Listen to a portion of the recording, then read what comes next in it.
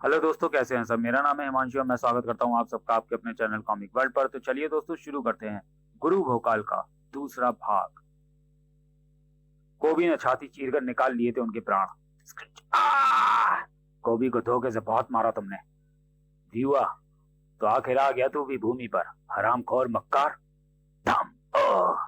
कोबी ने पूंछ हंटर की तरफ फटकारी। साक! ओह! तेरी तो पहले मैं खाल खींचूंगा। कोबी ने उसे पूंछ में लपेट कर उठा लिया।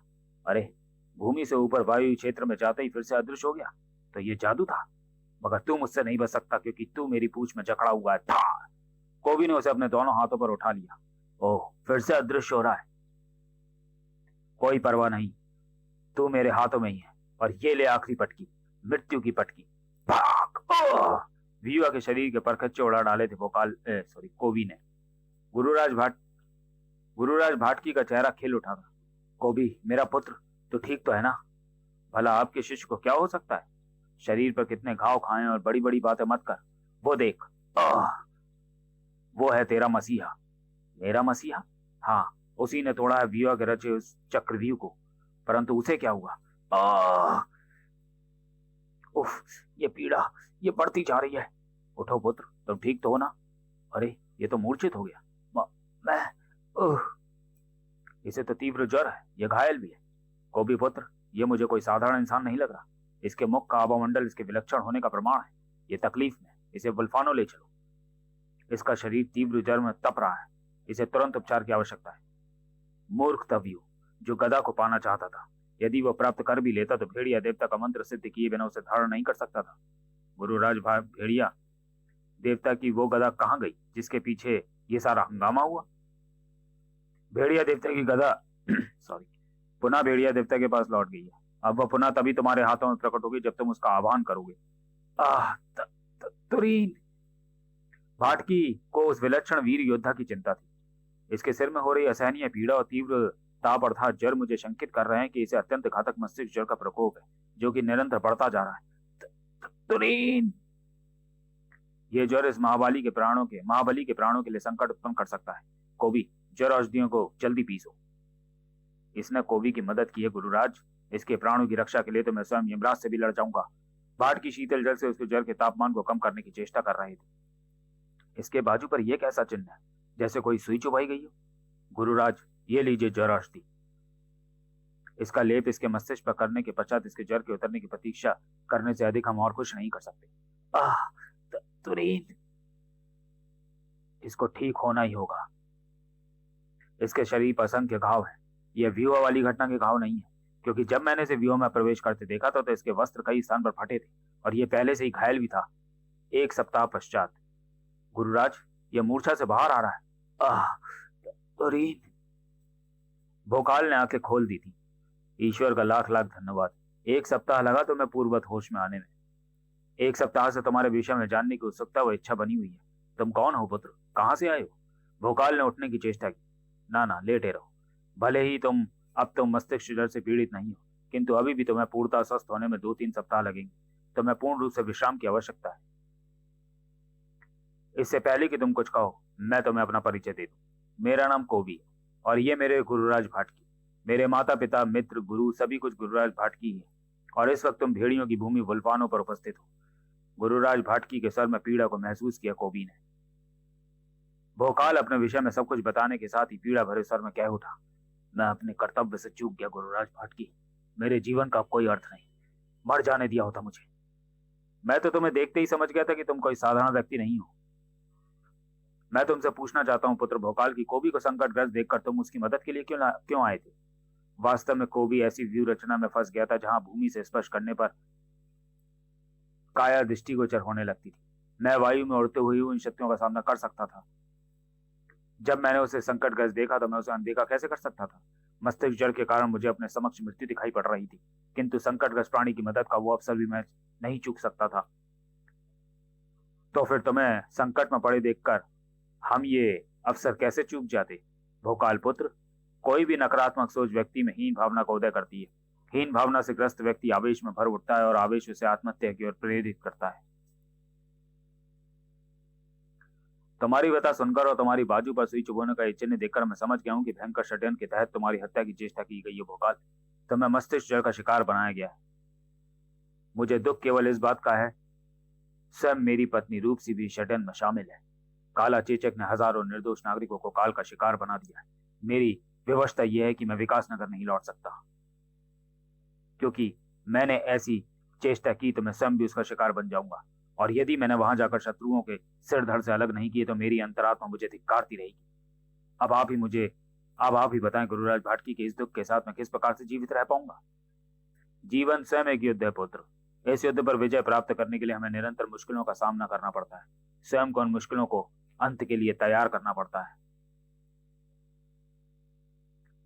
जब तक बाढ़ ना आए बांध बनाने को कोई नहीं सोचता। शीत हमें उष्ण वस्त्र बनाने को प्रेरित करती है तो ग्रीष्म छाया की खोज के लिए हम स्वयं को इनमें से किसी भी संकट के सुपुर्द नहीं कर सकते। क्षणिक संकटों से उबरने के लिए उपाय करने पड़ते हैं। और यदि और ऐसा तभी हो सकता है जब हम अपने विचारों से नकारात्मक सोचों को बाहर करके उनमें विजय का आत्मविश्वास भरें। और तुम्हारा आत्मविश्वास है तुरीन। तुरीन? आप तुरीन के विषय में कैसे जानते हैं? उत्तर कोबी ने दिया। सप्ताह भर तुम्हारी जिह्वा एक ही नाम बड़बड़ाती रही मित्र भोपाल, और तुम कह रहे हो कि किस प्रकार जानते हैं?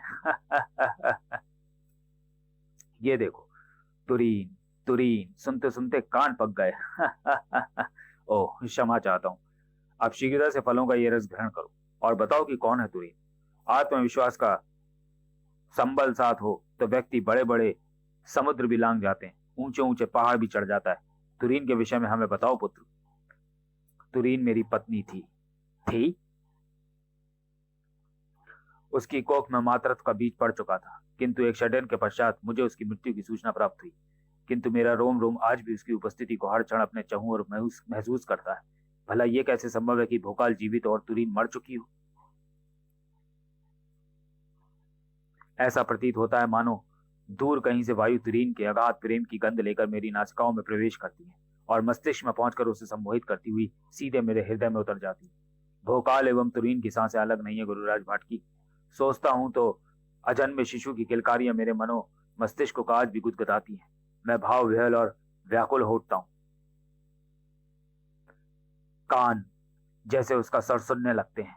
जिह्वा अनायास उसका नाम पुकार उठती है और मैं विक्षिप्तों के समान पुकार उठता हूं, तुरी तुरी तुरी।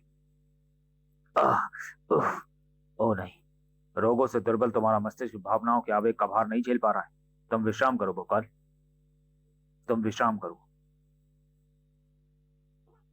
मैं तुमसे वादा करता हूं भोकाल, यदि तुम्हारी पत्नी तुरीन जीवित है तो वह संसार के किसी भी कोने में क्यों ना हो, मैं उसे अपनी यौगिक शक्तियों के बल पर खोज निकालूंगा। और ये कौबी का वायदा है मित्र भोकाल। संकट के चाहे कितने भी समुद्र लांघने पड़े, चाहे हजारों पर्वतों के सीने चीरने पड़े, यदि तुरीन है तो अपनी जान देकर भी कौबी उस स्थान से तुम्हारी तुरीन को लाएगा।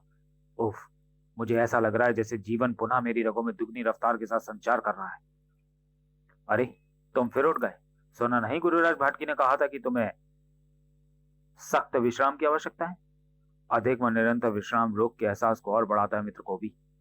तो फिर ठीक है, जब तक मैं अपनी यौगिक साधना पूर्ण करूं तब तक तुम किसी भी व्यूह रचना को समझने, उसमें प्रवेश करने और उस व्यूह रचना को तोड़ने की कला मेरे शिष्य को भी को सिखाओ। आपके सम्मुख मेरी भला क्या बिसात है जो मैं आपके शिष्य को कुछ सिखाऊं?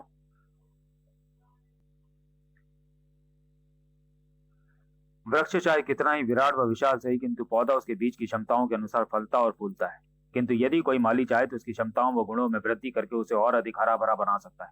तुम मेरा आशा समझ गए होगे। यदि ऐसी बात है तो मैं तैयार हूं। तो फिर क्षणिक रुको, पहले अपने गुरु के चरण स्पर्श कर लूं। इसका तात्पर्य यह है कि मैं एक शिष्य की श्रद्धा भावना मन में लिया आपकी विद्या को ग्रहण करने के लिए तैयार हूं गुरु भोकाल। मित्र भी मित्र को सिखा सकता है। तो फिर ठीक है, तुम मित्र बनकर सिखाओ, मैं शिष्य बनकर सीखूंगा।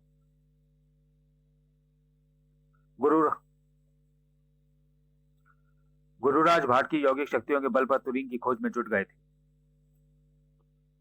और भोकाल कौवी को व्यू रचनाओं के अद्भुत संसार से परिचित करा रहा था। व्यू में फंसा शिकार उस कीड़े के समान होता है जिस पर हर शिकारी की गिनती दृष्टि लगी होती है।